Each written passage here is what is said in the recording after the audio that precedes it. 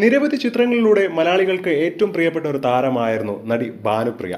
1992 റിലീസായ മോഹൻലാൽ നായകനായ രാജശില്പിയാണ് ഭാനുപ്രിയയുടെ ആദ്യ ചിത്രം. കഴിഞ്ഞ ദിവസമായിരുന്നു താരത്തിന്റെ 58ാം ജന്മദിനം. ഇതോടെ സോഷ്യൽ മീഡിയയിലടക്കം താരം ഇപ്പോൾ എവിടെയാണെന്നും താരത്തിന് എന്താണ് സംഭവിച്ചത് എന്നുള്ള ചോദ്യങ്ങളാണ് ഉയരുന്നത്. കാരണം താരത്തിന് അടുത്തിടെയായി മറവി രോഗം വല്ലാതെ ബാധിച്ചിരുന്നുവെന്ന് പല മാധ്യമങ്ങളടക്കം റിപ്പോർട്ട് ചെയ്തിരുന്നു. വിവാഹത്തോടെയാണ് നടി അഭിനയത്തിൽ നിന്നും ഒരു ഇടവേള എടുത്തത്. NRI ബിസിനസ്മാനായ ആദർശ് കൗശലായിരുന്നു ഭാനുപ്രിയയുടെ ഭർത്താവ്. ഇരുവരുടെയും പ്രണയ വിവാഹമായിരുന്നു.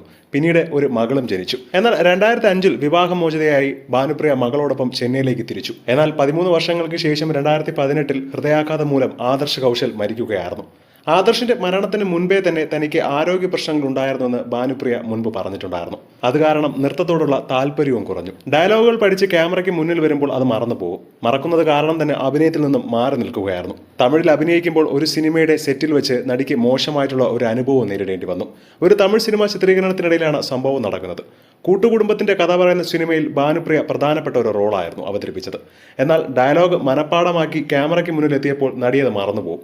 നിരന്തരം ഈ ഒരു വിഷയം തുടർന്നതോടുകൂടി ഒരുപാട് റീടേക്കുകളും പോയി. ഒന്നുകിൽ ഡയലോഗ് മാറ്റൂ, അല്ലെങ്കിൽ ഈ നടിയെ മാറ്റൂ എന്ന് യുവനായകൻ ബഹളമുണ്ടാക്കുകയായിരുന്നു. അത് ഭാനുപ്രിയ വല്ലാതെ വിഷമത്തിലാക്കിയെന്നും മാധ്യമങ്ങളടക്കം റിപ്പോർട്ട് ചെയ്തിരുന്നു. 2024-ലായിരുന്നു ശിവകാർത്തികൻ അഭിനയിച്ച ഒരു സിനിമയിൽ ഭാനുപ്രിയ പ്രധാനപ്പെട്ട ഒരു റോൾ അഭിനയിക്കുന്നത്.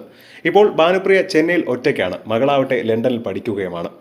ഡോക്ടറുടെ നിർദ്ദേശപ്രകാരം ഭാനുപ്രിയ ഇപ്പോൾ തന്റെ മറവി രോഗത്തിനുള്ള ചികിത്സകളും നടത്തി വരുന്നു എന്നാണ് ഇപ്പോൾ ലഭിക്കുന്ന വിവരം. മാത്രമല്ല അത്രയ്ക്കും വലിയ പ്രശ്നങ്ങളൊന്നും ഭാനുപ്രിയയ്ക്ക് ഇല്ല എന്നും പറയുന്നുണ്ട്.